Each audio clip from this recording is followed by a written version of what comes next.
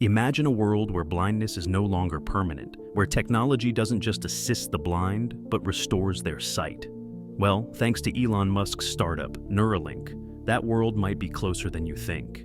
Neuralink has just received FDA Breakthrough Device designation for their incredible new implant, BlindSight. This revolutionary device aims to give vision back to those who are blind, and yes, even to people who have been blind since birth. So, how does it work?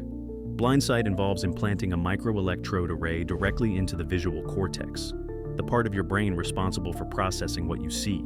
These tiny electrodes activate neurons, sending visual information straight to the brain, bypassing damaged eyes or optic nerves.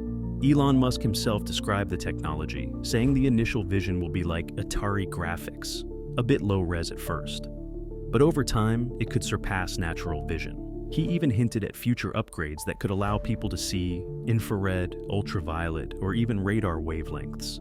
Thank you for watching The Curious Group. Please subscribe